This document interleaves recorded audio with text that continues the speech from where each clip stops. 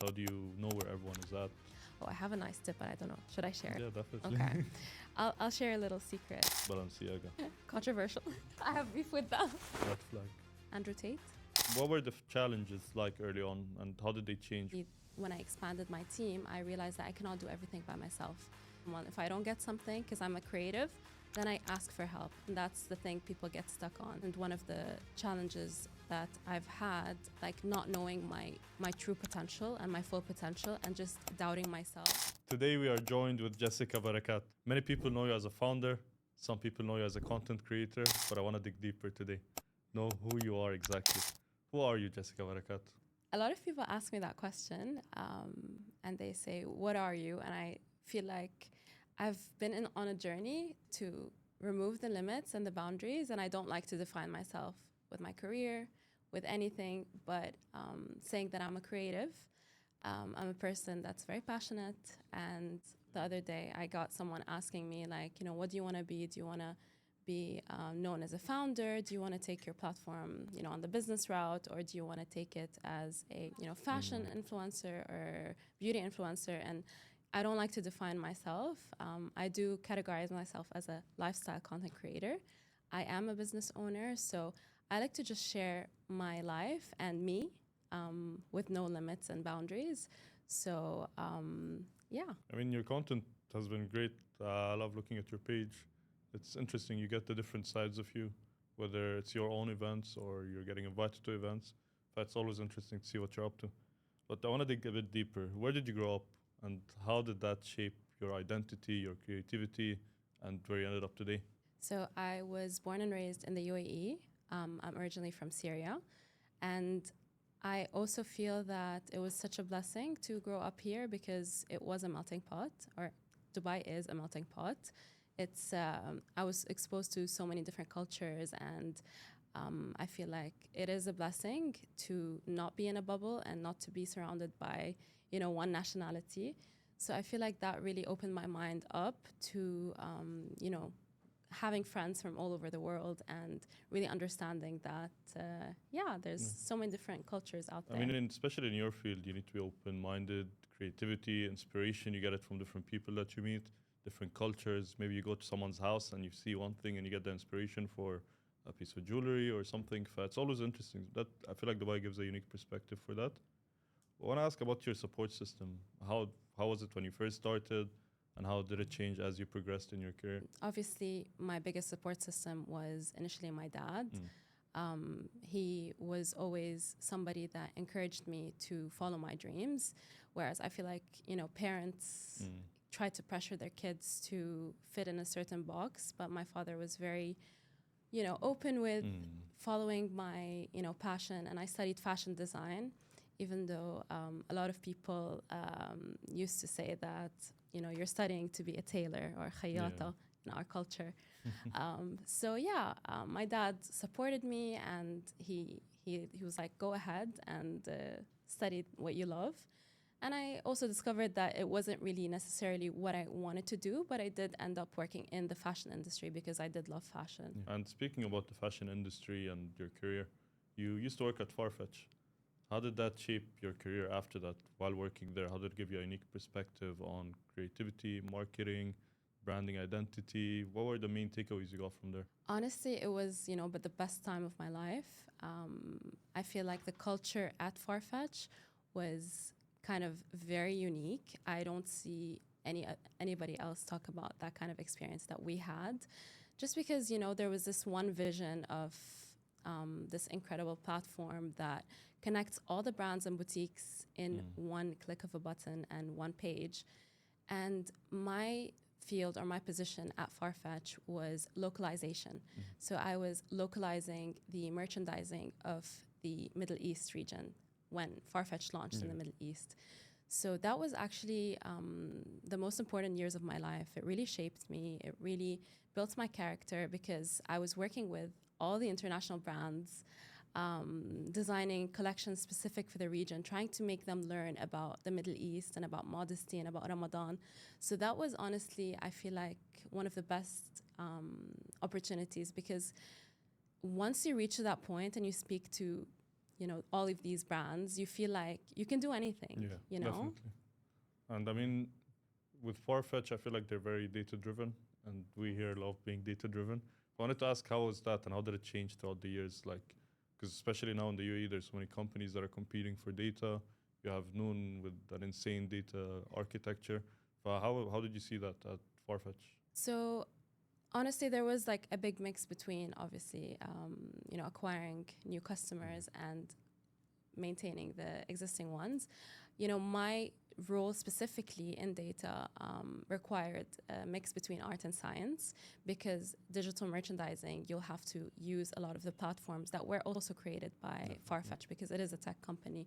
So, it was very easy to access those data and have everything in a very seamless way. I'm a visual person, so we had, very easy ways to kind of understand, the customer preferences, to enhance their customer journey, understand, what kind of items they love to shop. So it's like we dove deeper into people's preferences and sense, people's, desires with Yeah. shopping.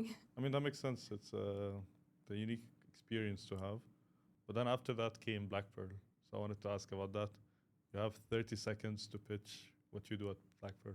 Okay, so actually Black Pearl started in 2016.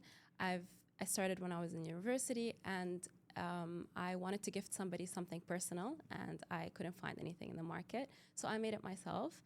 And it started from a gift, which evolved into, 2 years back, I launched the workshop concept. So bringing people together, bringing the community together. And I feel like it's evolved into an experience rather than a ready-made product. Personalization and customization is something that people really crave and love. Especially in the region. Exactly. I feel like all over the world as well. So I really do hope to take Black Pearl international eventually. No, definitely. I see that. I mean, I see that you guys are doing many pop-ups, many workshops, and I've heard about it many different times before, like even being introduced to you. So it was a cool concept. Even my sister actually mentioned it, like, oh, like I know her from Black Pearl. I was like, oh, that's cool. And yeah, essentially, how did you decide to take the jump? So a lot of people are scared of leaving their 9 to 5 to focus on their own startup or their own brand. What made you take the jump? How did you decide this is the right time for me? So I would say this is the scariest thing that anybody can do, especially coming from an employee mentality background. My father was an employee for 30 plus years, so I did not have any entrepreneurs around me. I had to figure that out by myself, but I did have the love for business from a very, very young age, where I used to do these things from school. I would say the best advice I could give for anyone that wants to do that transition and that jump from full-time to entrepreneurship is to have a smooth transition. You cannot quit your job and then figure out what you want to do. You have to do it before. And I started doing it, I would say, a year and a half before I actually quit my job, where I was like, okay, I'm going to start taking this business seriously. I'm going to start building the foundation. I rebranded. I just kind of built that and started working on weekends, working after hours. I had to sacrifice my social life because nobody talks about that. You have to put in the work and the dedication and the discipline. So late nights, I mean, in Arabic we say man talab al-ula sahar al-layali. So, yeah. I mean, that makes a lot of sense. And it's challenging. It gets a bit boring sometimes. Gets lonely because you want to go to the social events, but you're stuck working, or not even stuck, because as founders, we love the work that we're doing.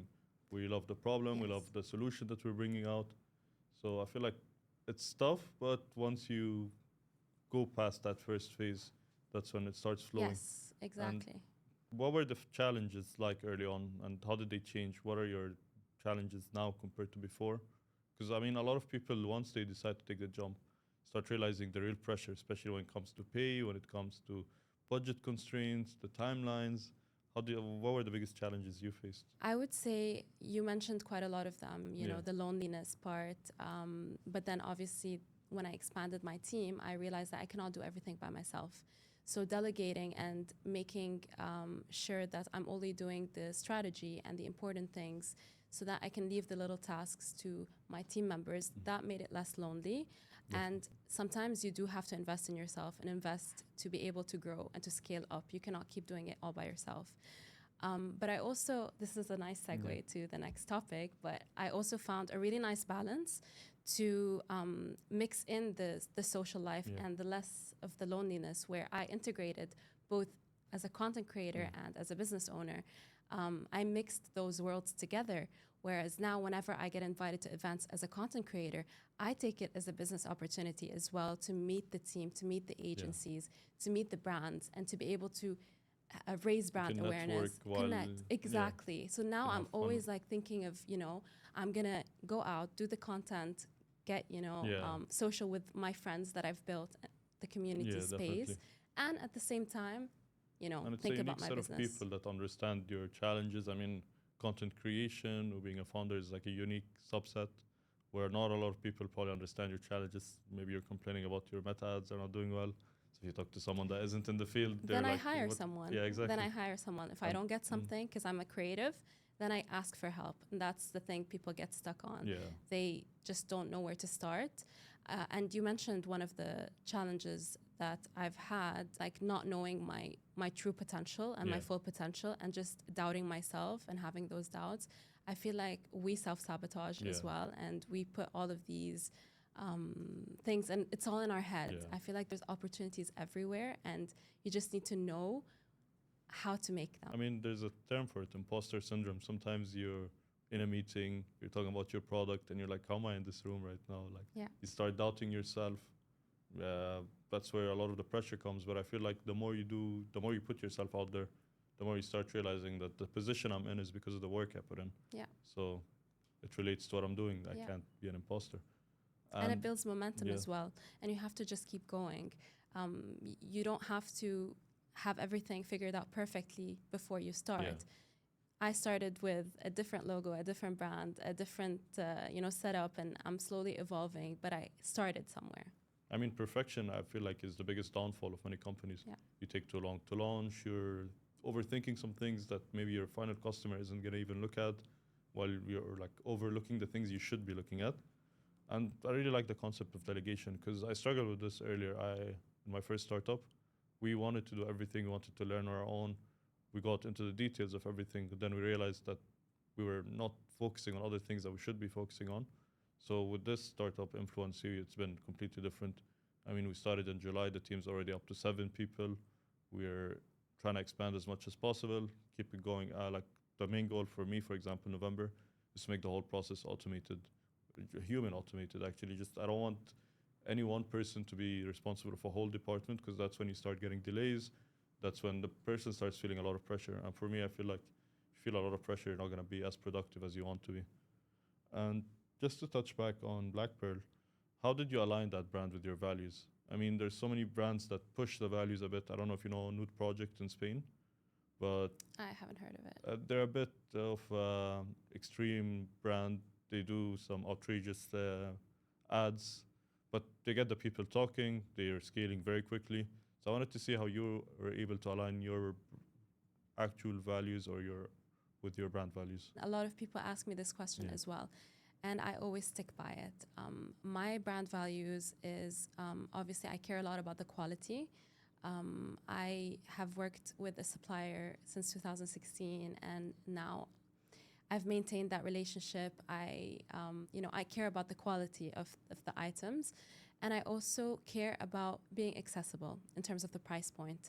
I want everybody to enjoy Black Pearl, from a little kid to a mom that want to do something for her and her daughter. So I try not to make my price points too high, just to make sure that it is still accessible to everyone out there, because it is something, and I see the light in their eyes when they buy something and they personalize something from my brand. And a lot of, I feel like brands might, get a bit too greedy in terms of, price points, but I feel like I still want to maintain that accessibility. I mean, I love that, because I feel like that's when the brands start losing their identities, when they become a bit too money hungry, where they're not really focused on the final consumer. They're just more mainly focused on the money. They stop seeing people and they just see numbers. So I feel like that's, especially as a local brand that's trying to expand, I feel like that's the best way to go about it, is to keep the customers close, keep them happy. And it sounds like you're doing it perfectly, to be honest. And you mentioned back in 2016, and this is interesting because yesterday, like a few days ago, when I was doing my research, I was scrolling down and I went to your first post, and it was in 2016. I realized how different marketing was back then. Like the type of posts, the whole marketing funnel was different. How do you feel like you evolved with the times? I mean, it was very different back in 2016 to 2025 now. 100%. I mean, Instagram at the time only had photo format. Yeah. And everything that was posted is either like, an item on a model with a professional camera, with flat lay. I feel like it lacked life. Yeah. And it was too static. Whereas social media, I feel like evolved, especially with, TikTok coming into the game, COVID, Yeah. the video format. When the video format launched, I felt like I could express myself even more, because there was, less pressure Yeah. to get that perfect picture. Yeah. And I feel like also people became a bit more, open-minded. There was a bit less pressure as well. Definitely. In terms of, having everything perfect and catalog. Yeah. I mean, that's interesting because you mentioned like the picture, you have to kind of put everything in it. And I feel like people are not, it's harder to sell now with just a picture. You need a video, you need a whole marketing funnel, you need top of funnel all the way to the closing the deal. What does your funnel look like at Black Pearl? How do you get the sales essentially? 100%. So with Black Pearl, I'm trying to actually now take it on a different format. I wanted to share the journey of the behind the scenes and, founder-led kind of content, Definitely. taking them through the ups and the downs just so that they can actually, connect with me, connect with the brand, understand, and maybe as well learn from this experience. But at the same time, see the essence of, what the brand really is. Because I feel like when I post about the events that I share, you can see that it is community led. It is bringing everybody together. Everyone's having an incredible time connecting. And I feel like these kind of moments are priceless. Yeah, I mean, 100%. And I like that you mentioned events and people, because I feel like from 2016, a lot of the change has been to go with UGC creators, and content creators. So how do you include them in your strategy? Are you heavy on influencer marketing or content creators, or do you like to focus more on founder-led content? So with my brand personally, at the moment, I've been focusing on founder-led content just because I haven't had the chance to really diversify, but I would also love to collaborate, with UGC creators because I feel like they also do take you through the full experience, and you can see, and it's not necessarily about the numbers, but the way that they are storytelling as well. I feel like it actually shows the true essence of the brand, the quality of the product, the stores that I'm located at. So I feel like UGC is definitely really highlighting the experiences rather than just the product. Because they give you also the behind the scenes of everything that's going on. So it's not just them posting the video, but if you can make it a whole campaign where you work with them as a brand ambassador, you get many different concepts, different videos. So people can actually feel the brand values that you have. And I just wanted to ask, as a brand right now, like if you were to switch to onboarding creators, how would you do it? And how do you feel about the solutions that are out there right now? For me, because I am a startup, or my brand is a startup, I feel like going to an agency is quite expensive. So I go directly to the influencers, but a lot of them sometimes maybe are too busy, or they don't have the time, or it's very hard to get access to them if I wasn't in the industry. So I would say I do struggle with that, which is why I haven't really tapped into it.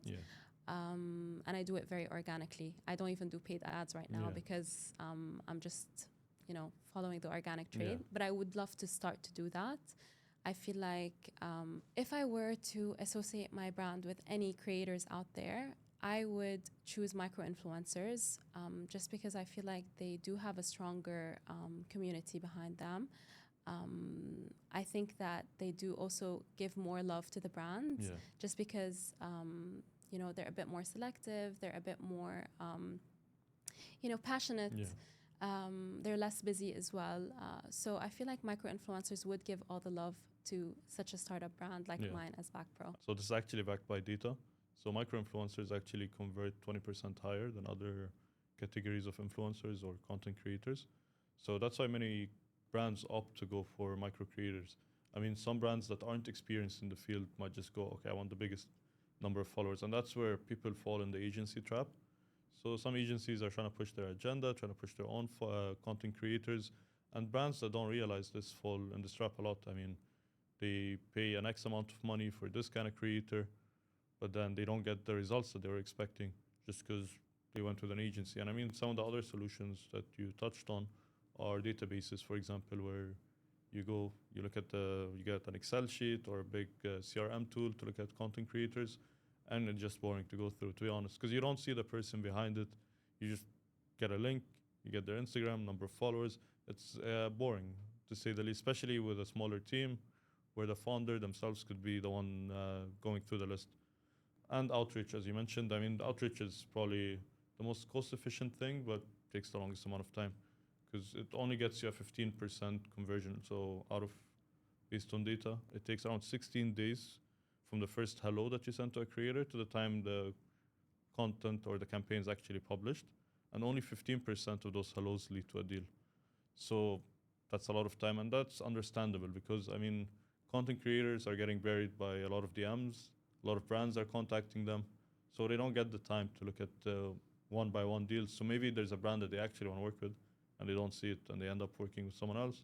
And same thing happens to brands. So when you're trying to go for the organic outreach or the cold approach, you don't get many replies. So you're kind of forced to work with a content creator that maybe doesn't align with your values. And to finish off this founder segment, what's your advice for founders that are starting right now, struggling with a lot of budget constraints, trying to push their marketing, but they don't know how to navigate that? I would say collaborating. Collaborations have been really successful for me in the past, working with other founders and other businesses to kind of, create a hype that align with me, of course. That's really helped me, to increase brand awareness and, work on my brand organically. So I would give that. But how do you start with collaboration? I mean, you need to get into the network, you need to meet the right people before you can start fully collaborating. How do you recommend someone to go on? I put myself out there.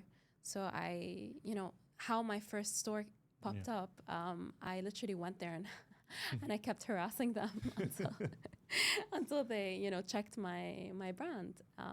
And I got to collaborate with Villa Omedan, and we've been stuck there since. So that was persistence and dedication and passion. Once you have something valuable, people also, by the way, they do it for the founder as well. Sometimes when they see that the founder is really passionate, they love to align with that. Okay, so now I'm gonna say a few brand names to Jessica, and she's gonna have one word to describe them. Let's start. Huda Beauty. Powerful. Dior. Luxury. Sephora. One word. That's really hard. I love the accessibility. Yeah, I like that word. Alo. Peaceful. Skims. Sexy. Apple. Modern. Balenciaga. Controversial. And Black Pearl. Okay, you caught me off guard for Black Pearl. Personal. So now the interesting part. You have two hats. You're a founder, but you're also a content creator. How did you start with that? What was the transition like from being someone that just posts on Instagram to being a content creator? This is very interesting because I've always been a person behind the scenes. I've done photography and videography, since I was a little kid, where my dad bought me the camera because I wanted to explore that. But I never felt confident enough to put myself out there and actually be in front of the camera rather than behind it. Fast forward, I saw the evolution of social media. I saw how, more people were being included in the space that weren't necessarily, the standard models or celebrities, for example, that people were really tired of seeing over and over again. And people started wanting to see people that they can relate to, whether it was creators that had careers or, creators that were plus size, And when I did start, I was actually at my lowest in terms of physical appearances. I was at my highest weight. But at that time, I kept putting off going on social media, saying, okay, I'll do it when I lose weight. I'll do it when I get more money. I'll do it when I have more free time. But there's never a right time. Definitely. And these are all just kind of things that delayed, my progression of this career. Yeah, And definitely. yeah. Well, I mean, a lot of people are struggling with this being in front of the camera. So many people try to find ways to be behind, but we know that people are bored of those style of videos. People want to see people talking to them. So I feel like that's the direction we're going in. It's very important even for founders to start picking up the camera, talking to the camera, getting used to that, because that's what you're going to be doing for the rest of your life, essentially, if you want to be in this field, is talking to the camera and being comfortable in front of it. I was going to say that what you said is 100%, because nobody is natural at it. Yeah. But the more that you practice, I started with just pictures, started doing voiceovers, and then now I started talking to the camera, whereas it was my biggest fear in the beginning. I felt, oh, my voice is cringe, or I look bad, but it's all in our head. Yeah. I mean, there's many ways to go about it. My own way before filming is I just start talking to myself. Like I'm driving to today, for example, and I'm kind of doing the interview in my head, answering my own questions. I feel like everyone has their own unique way of overcoming it, but it's definitely not something that you're stuck with. So many people just say, "Oh, I'm not good in front of the camera," Yeah. and that can block a huge part of their career, because exposure now is one of the most important things. Especially, I am the brand, as a lot of people say. That's very important because you need to be the brand or the face of your own company, with a lot of other brand ambassadors, let's say. And my friend gave me really great advice. She told me, talk to the camera as if you're talking to a friend. Yeah. And that made it less intimidating because, obviously with scripts and overthinking it sometimes, Yeah. it can be, not super organic. I mean, it is like talking to friends, because they are the ones that are going to be watching it, or your followers, but you are talking to real people behind it. So that's one thing to keep in mind. I feel like a lot of people struggle with that concept, because you're just sitting in a quiet room, for example, talking to a camera, and you're like, what am I doing? and also less critical about yourself. I used to always think my double chin is showing, or I don't like this angle, but I'm like, now, this is me. I'm going to embrace it. And it's also about working with your insecurities and being like, no, you have more to gain than to lose by putting yourself out there. Definitely. I mean, it is hard, but for me at least, what kind of helped me overcome it is we were also doing a lot of pitches recently to different VCs and startups, and that kind of helps you get out of this, because if I can pitch in front of someone that's going to be my investor, I should be able to talk to people that are going to be my customers, like you can't prioritize one side of the things. You need to be comfortable with both, and like you said, put yourself out there.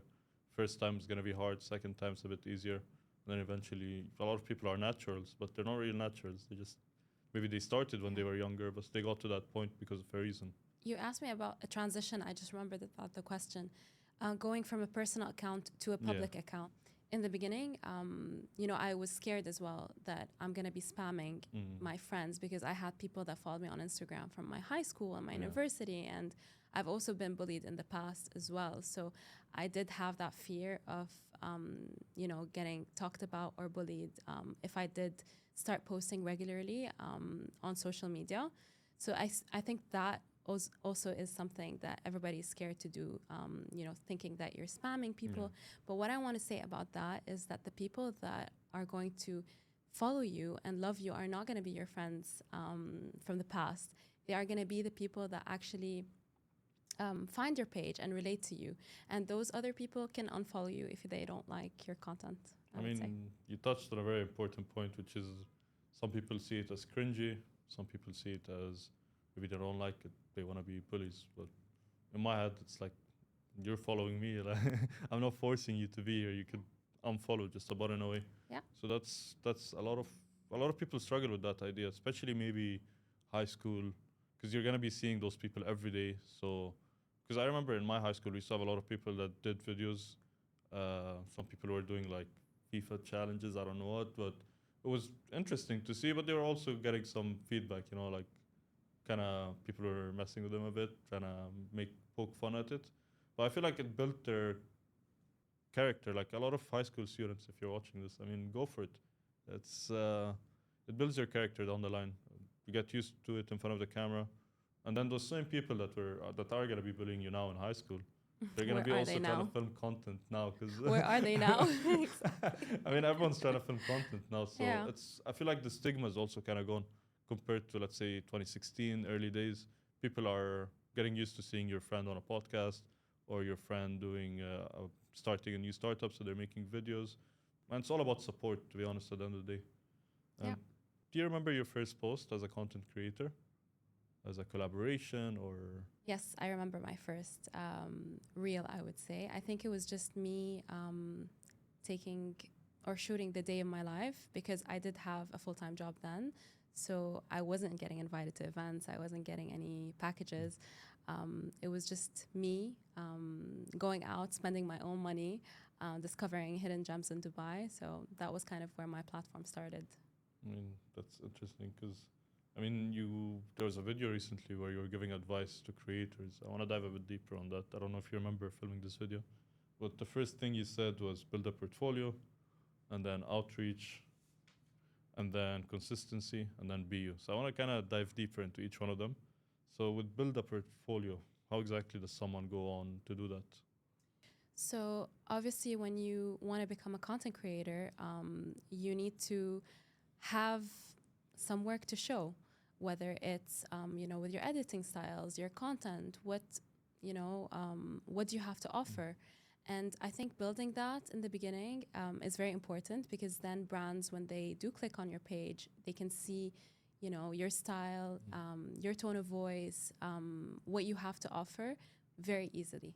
But I feel like you get it naturally. I mean, your page has always been aesthetic from when I was doing my research. How do people do that? Like, how do you find the niche that you want to be in, whether it's fashion, whether it's luxury? I mean, if you're someone that decides to start, all right, today I'm going to become a content creator. So I want to say something about that. Being aesthetic is not the standard. You have to find what skills you have, whether it is, maybe music or whatever that skill set you have, and you work on that and you build on that. At the end of the day, the covers or how your page looks is not really as important as, the actual material and the actual content that you're putting out there, the quality of the work, working on your lighting, working on your improving your editing skills. I think the topics as well that you want to talk about, because it is an oversaturated market and it can be also very led with consumerism. Yeah. But I feel like it is a fine line between, But I feel like there's, gonna play the devil's advocate here, because sometimes you go on a creator's page and it's messy. You just kind of see like a different cover. There's no color alignment. well, You get overwhelmed. Instagram now has a new feature where you can always go back and change the reel. And I feel like my best advice to kind of make it less messy, I would say, is to follow the rule of negative space. When you have a bit more negative space, it's much more cleaner on the eyes and easier to look at than when it's always very crowded. So if I have a crowded picture, I mix it in with a bit more, calmer pictures as well. And the second thing you mentioned was outreach and how important it is to be real and to be a community leader. How does one become a community leader as a content creator? How do you stand out to the brands? I think leading by example, just building relationships and nurturing them. So yes, a lot of people may outreach, but I go a further step than that. I actually build a relationship with, these people that are also humans as well at the end of the day. I like to, check in with them. A lot of them have become, my friends in the industry. I invite them to things. I feel like a lot of people expect to take things from them, but I love to give as well. I love to give them my time or, just in general, like Yeah. I nurture the relationship, and I take it a step further. And how do you meet those people? Because and I'm struggling with this right now, is trying to break into the industry, let's say. How do you get the invite to the events? How do you know where everyone is at, who to talk to? Because obviously some groups are closed, you won't feel very welcome, but then some groups you'll feel very welcome then. How did you navigate that early on? I think just, understanding how the industry looks like was very important. Understanding, who manages those brands. A lot of them do come through agencies, but it is a struggle because, as you said, there's just so many creators coming out there. And for you to actually find out and know every single person that handles every single account it can be hard to keep up with. But the way that I do it is, I started with Google and I just searched all the agencies in Dubai, all the brands that I wanted to work with, and I started. Oh, I have a nice tip, but I don't know. Should I share it? Yeah, definitely. Okay, I'll share a little secret. So actually, I went on LinkedIn and I saw the people that worked in these brands and the people that worked in these agencies, and I followed them on Instagram. And I started interacting with them from there. So it's much harder to approach them on social media than on emails, for example, which is very formal, and to get access to that email, whereas social media now is much more accessible. I feel like you touched on a very nice point, which is LinkedIn. It's very underutilized Yeah. in this industry. Because for me, I use it to connect with the founders of brands, the decision makers of marketing and brands, managers. So I feel like it's not being utilized enough. You don't see a lot of content creators that are also on LinkedIn. So do you think that should change or? Yeah, I think LinkedIn is its own world, 100%. Because I do come from a career-based background and I did use LinkedIn for my career quite a lot. So it is a place where you will find that network, especially on a professional level. And a lot of people do have careers, so it's a very good tool as well to share your milestones, your successes, in a formal way, in a business way. Yeah. And you, with all of this, it's a lot of stuff to keep up with, but you also mentioned being consistent, to be constantly posting, constantly doing the outreach, being you. How do you do that? Are there any tools that help you? Yes, I think the best thing that really changed my life is writing everything down on notes.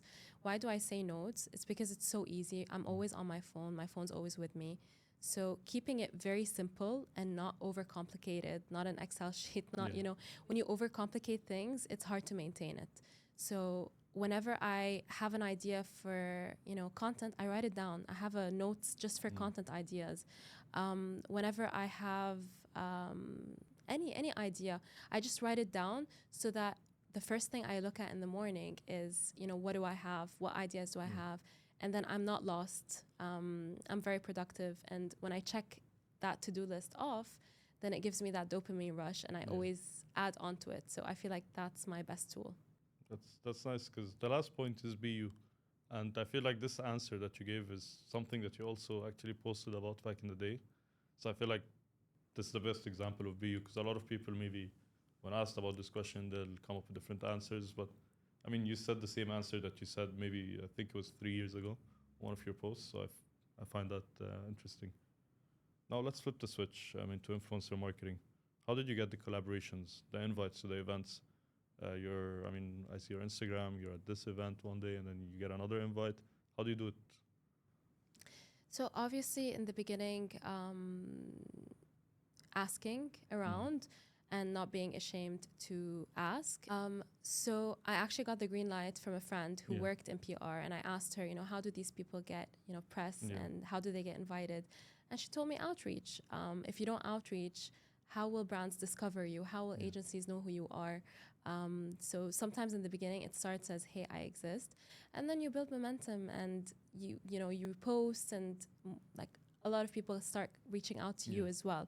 So it's kind of a give and take. Like now I don't do as much outreach. Now it's organic, because once you do get on their radar, they like to nurture that relationship with you as well, especially if they like working with you. So I like that you mentioned how it changed, because I was going to ask you about this. Like when you first started and now, and you mentioned that now you get the invite, so it's easier than having to chase the collaborations. I can also say another thing that I really like is I've built a really nice community of girls who are also in the industry. So sometimes, if I get invited to something that my friend doesn't get invited to, then I add her onto the list. I don't gatekeep. Yeah. I feel like, why should we share? There's space for everybody. And then, that person may think of me in the future as well without thinking of that return.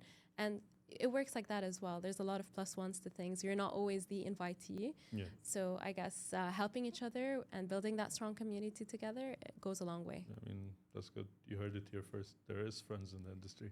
Opposed to There what are Drake very thinks. genuine people. It's just who you decide to align yourself Yeah, with. definitely. And what do you wish brands understood about content creation and when they work with you? If you had like a magic wand and you'd be like, what's one thing that would fix Yes. everything? Please give us more time because you can't expect us to deliver something authentic and genuine and high quality in 2 days. So I would say that's Okay. my biggest struggle. So would you say that's your red flag for working with a brand, or are there any Yes. other ones that?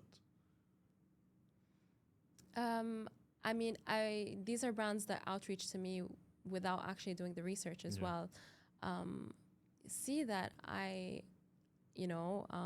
see what content I put out there before reaching out to me with something that doesn't really make sense as well, and it's a waste of time. So also do your research. Yeah. But I mean, that's very easy trap to fall into for brands because they're not getting the replies, so they're just like, you know what, let's make this kind of like They the just want same a for number. everyone. They just change the name, and for them, eventually it gets to the point where it's not personalized at all. They're not really. No, oh my god, the copy pasting. Yeah, and sometimes True. they leave the chat GPT like And the someone told me hi Kim. Yeah. I'm Jessica. Like, at least change the name. Yeah. So that's how you know when someone just copying and pasting the name. And I feel like that's a huge red flag. But I feel like that's not the fault of the brands or the creators. I mean, that's the fault of the industry as a whole. Because there's no way that allows that to happen. I mean, especially if you're a smaller brand, like we mentioned earlier, working on a budget, there's nothing you can do. You need to do this outreach, and it's almost impossible to do it on a personal level because you might put in like 5 minutes writing a text or maybe an hour doing research and then to write a text for a certain creator, and they might not open it. So I feel like from their point of view, I also understand that sometimes it's a bit stressful when you're trying to get as much outreach as you can within a limited amount of time. What are some campaigns that stood out for you? What's something that you remember? Okay, I love working on whether like it could be an event or a campaign, but you went and you actually had fun, and you still remember it to today. I love intimate events in general. I love it when the brand founders are there because then they truly inspire me. They tell us, their journey. I love it when, they also make you sit down and try the product and it's not just a party because then you can actually understand, try the different variations, and it will leave a good impression. Okay, that's good. And keep the brand top of mind. I would say I just attended the COSAS event recently, and it was a very intimate masterclass. They took over a beach club in Dubai. They fed us. They, had a very nice intimate gathering, and it wasn't overwhelming. It was very nice. Okay, that's good to hear because we're planning an event soon for creators. I mean, obviously you're invited. We're doing like a small lunch, dinner type of thing where we're gonna be talking about what we're talking about now. I mean, Dinners are great. Influencer marketing, the problems, and obviously this way you guys can meet to the team behind Influency, and we can meet the content creators. How do you see events as like? What are some things that have to be at events? So here I'm a little biased. I think having some sort of experience at the event is really important as well. Like some sort of like a keepsake or giveaway that could be tied into the brand, and that's where I always integrate Black Pearl in brand events as well. Just to have that little fun element as well and a little giveaway because people do like leaving with a little gift. Definitely. I think it does also leave a good taste in the people's minds about the brand. I also think, as you said now, just having that connection and that conversation as well, not having too much of not having, for example, loud music. You can actually talk to people, have that setting to be able to bring people together. Alright. and have a conversation. Okay, so I guess we're going in the right direction with this because that's what we're planning. I mean, I feel like music could be a bigger event if we have more creators, but for this, we're planning like 15 creators just to get them talking, get talking to each other, and we'll just be there listening and kind of, because we're still in the tech development stage, so we're still very agile. So obviously, any features that want to be added that we hear, we're like, okay, let's add that. Yeah. So I feel like it could be interesting. I'll obviously show you the mood board after just to get your opinion on that too for the event. Amazing. Yep. Lastly, one piece of advice for a content creator trying to make it. Just do it. Just put yourself out there. I have gained so much from just putting myself out there. And you never know. You may not see the results right now. You may see it six months down the line. I met Nawal, who introduced us together. Definitely. Maybe a few months back, and she connected us together and made this podcast happen. So yeah, I think don't be too impatient. Don't compare yourself as well to others. That's a very strong one, because you can get discouraged if you think in a negative way that why not me, or why am I not invited, or I try to think about it in a positive way, that okay, last year I saw that COSIS event happen. I want to get it on my list. I want to manifest it, and I got invited this year. So it's all about the mindset. I love that advice. And yeah, thank you, Nawal, for the introduction. All right, so now we're going to move to the other game section. I'm going to give you a word, and then you're going to have to give me the first content creator that comes to mind. Could be regional, it could be global, whatever comes to mind first. Iconic. Huda Beauty. Aesthetic. Aesthetic. I like Shireen Bunni. Genius. Alex Hormozy. Definitely. Luxury. Jennifer Colomani. She is luxury. Oh. I'm not, I'll look her up after. She's known as, people may know her as Bambi Coco. Oh. Yeah. Funny. Glamzilla. Yeah. Visionary. Mina Sheikhli. Beauty. I like Jess Hunt. And red flag. Red flag. Who's a red flag? I really don't know. Who's a red flag? That guy that people hate. Andrew Tate? Oh. Yeah. All right.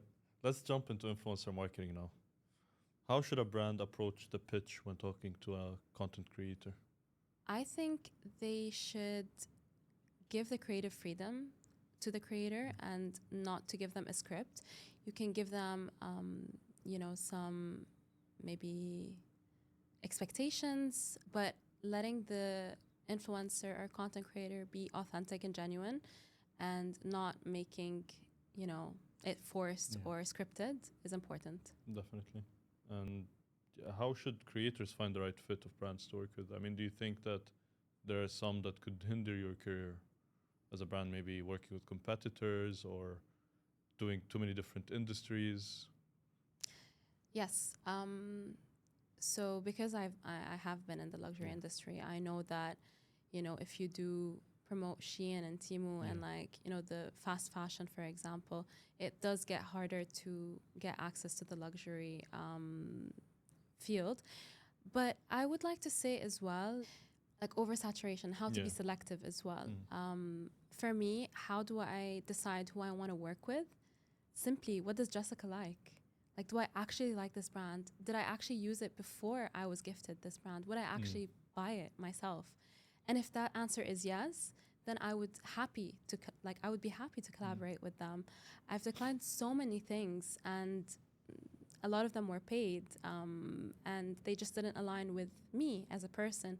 So, I didn't accept it myself. I also do have some loyalty as well sometimes. Like, you can't do a campaign, after each other for, so like some competitors, for example, you have to kind of also be smart about it in that sense. How do you be smart about how does one work around working with competitors essentially? What's the right, guide I mean, don't for, do it right after each other. Like sometimes I get invited to so many events in one day.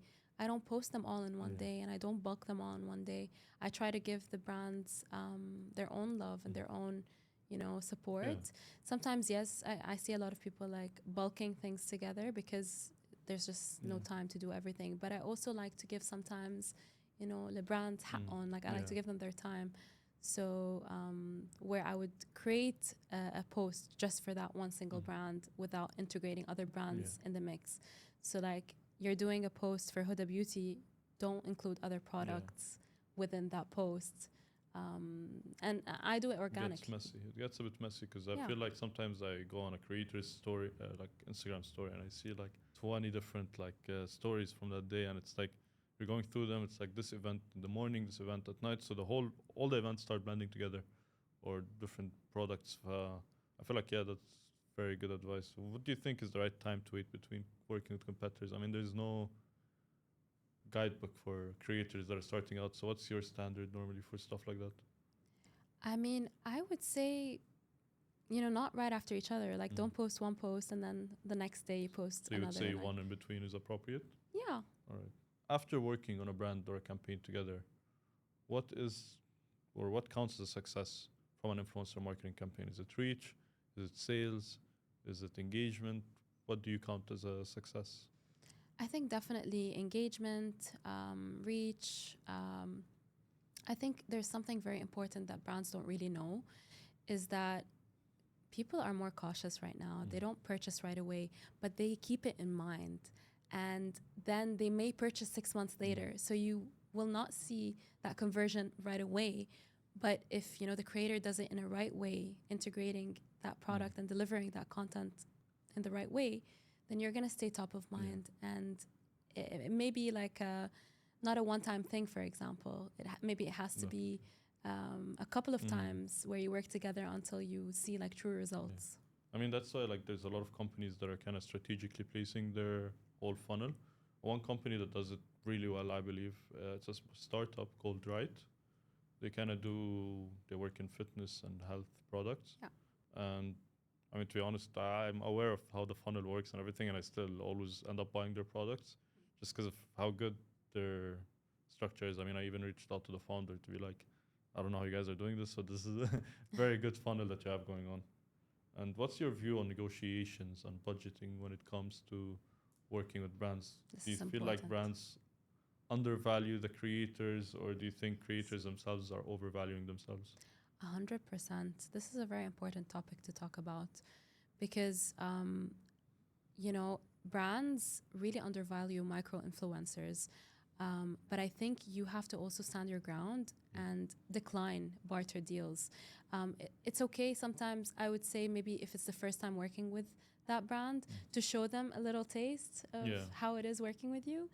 And then when they come back again, the second time, cannot be, it has to be at your own terms. And I think with negotiation, I think it's very important to stand your ground because if they have budget to pay the macro influencer $500,000, then they have the budget to pay you your rates.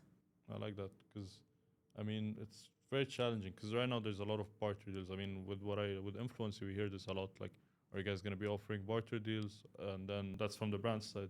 Influencers, mainly they ask, is it going to be paid ads on, or paid campaigns only?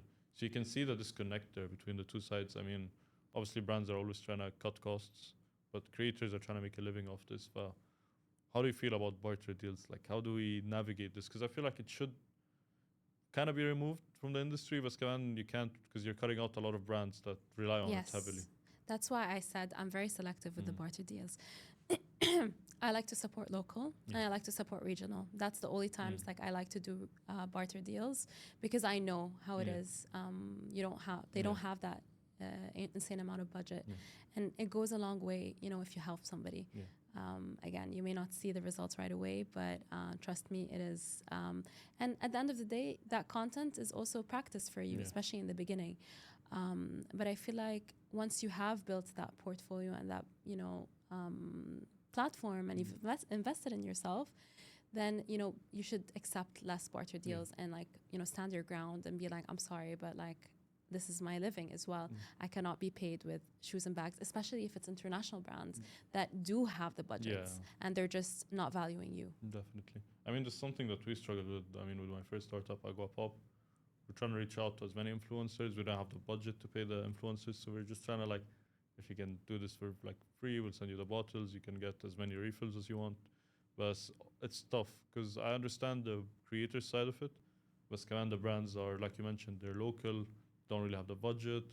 It's sometimes just a bunch of like what we were with Pop, we're university students trying to build a brand, so it gets a bit challenging. But I like that perspective on things, and I feel like when does a creator know when to value themselves and how? Because I feel like one thing that's very overlooked is post-campaign analytics. Not a lot of people go in detail on how their campaign is performing. Maybe the brands do that, but maybe not enough creators are doing that to where like, okay, now I should be getting paid because you're getting paid a lot. How do you navigate that? I think just talk about it. Talk about it with the community. Talk about it with your other friends.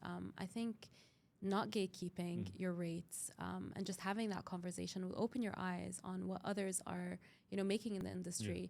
Because starting that conversation, I think, in our culture, it is a bit taboo to talk about money, but I'm very open about it because I feel like it does open those eyes and does open opportunities as well.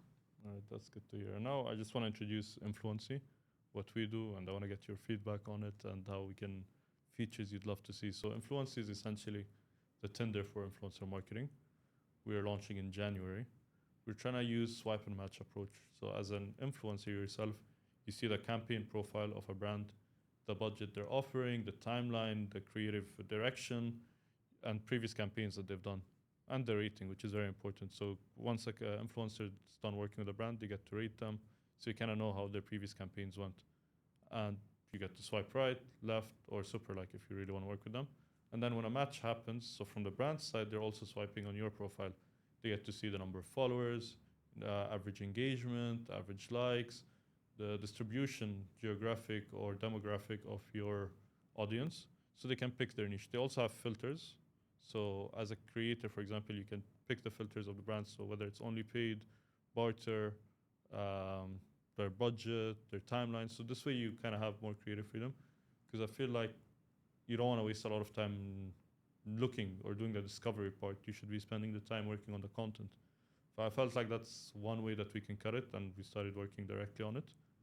And essentially, and one of the things that helps us stand out is escrow payment.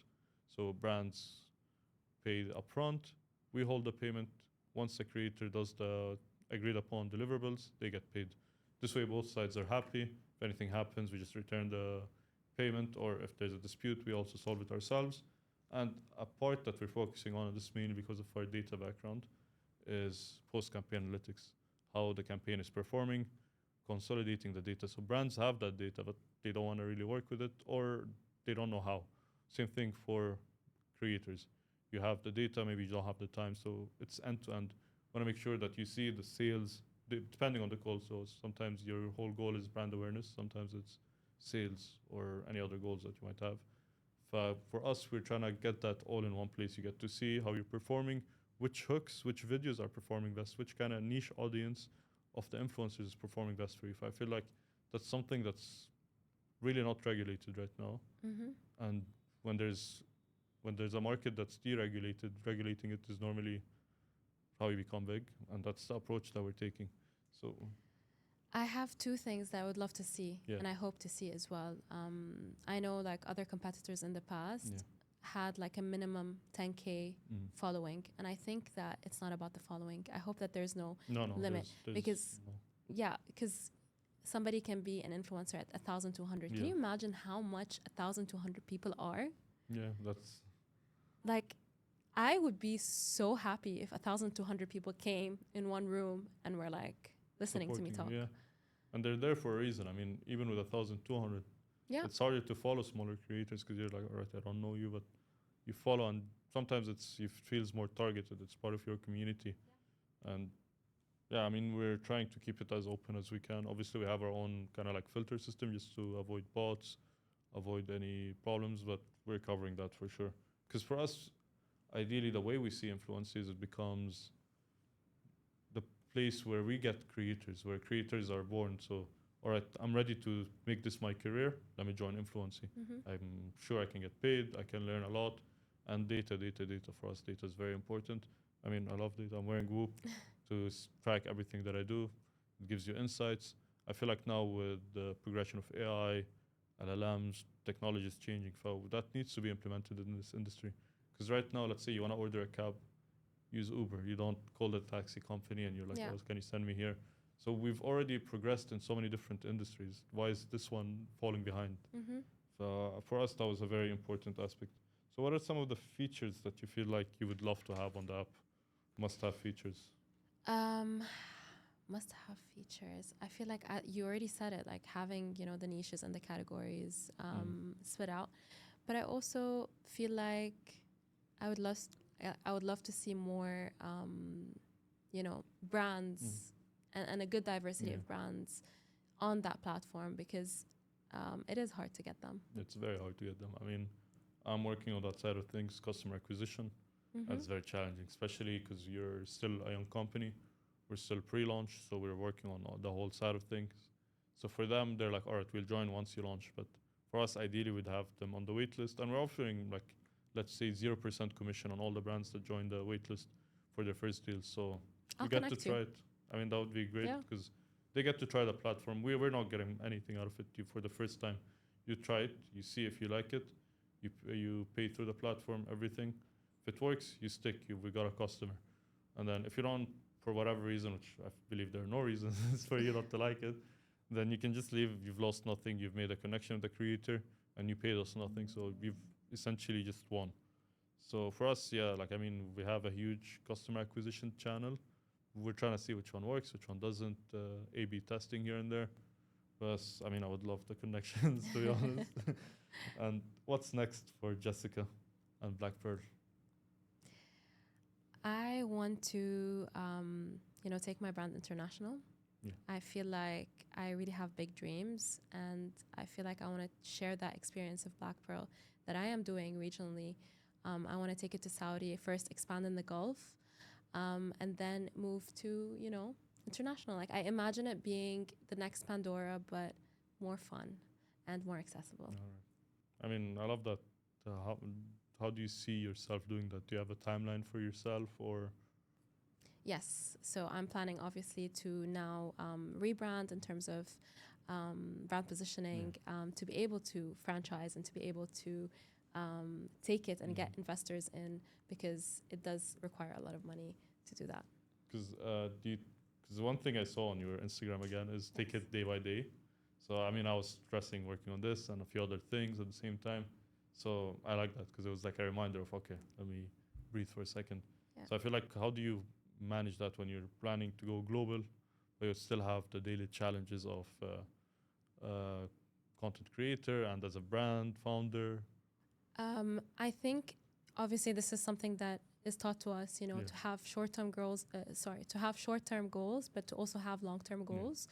And I think every single day you have to obviously work on your short-term goals, but you have to at least have once a week where you are doing something and moving the needle for your long-term goals. Otherwise, it's never going to happen. And it is now as well that you have to start from somewhere. I hear a lot of stories in the industry. Some people get invited to events where it's very all over the place. They invite different types of creators all in one place, and it just feels very overwhelming for everyone. So have you had experiences like that where you're in an event or part of a campaign that you're like, I feel like I shouldn't be here? I think I have one a long time ago, and this was when I first started. I didn't know, what were the good agencies, what were not. And I think an agency reached out for an in-mall activation, and I didn't understand that in the mall activation, it's, with the crowd of the mall, and especially, in the peak times. So I feel like those can get a bit hectic, especially when you're trying to get your point across. And I went and it was so chaotic because they had, I think, 100 people invited, and it was just everybody running around that shop. And nobody was helping us Yeah. and explaining anything, so it was a bit like chaotic. I feel like organization, because I hear this a lot. I mean, so many events that have gone wrong or campaigns, just mainly because of the organization that Yeah. took place out of time.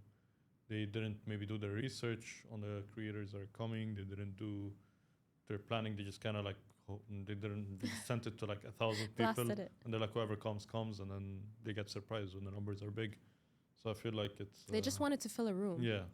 which is not super great Yeah. because I left with a very bad, experience. Yeah, So, I mean, you lose, because there's so many Yeah. creators tell me like when that happens, they don't want to post, they don't want Yeah, I to talk didn't about end it, up they just sharing. want to leave, Exactly. and they dissociate themselves from the brand. So Yeah. you end up harming yourself. Yeah. By like if you have 10 creators that love your brand, at least for me, I feel like that's better than having 1,000 creators that Yeah. feel neutral about your brands. They're just like, all right, that's another way I can make money. So I feel like that's very good advice that people should, brands and creators themselves can use that. And yeah, thank you for coming. It was a great talk. I mean, it was a lot of fun because I love this. We're still young in this industry. Yes. I had a background in civil engineering. I transitioned into data, and now I'm in influencer marketing. So for me, any conversation I can get to talk with someone in the industry, especially you've been around the game for quite a long time, you know how this works. You were even born here, so you know the industry, you know the people. So it's been very, very insightful. Thank you so much. Thank you for having me. I think this is going so well. Like if I could explain how much I wanted to talk about all of these topics. Okay, that's good. Like, I don't know if you can send me the full form. Yeah, no, that definitely will. It's so cool. Okay, that's good to hear. Yeah. Now we're gonna just a bit more about influencer marketing. I love that he's prepared. I did my research. Yay. I just want to say عن جد thank you لأنه it is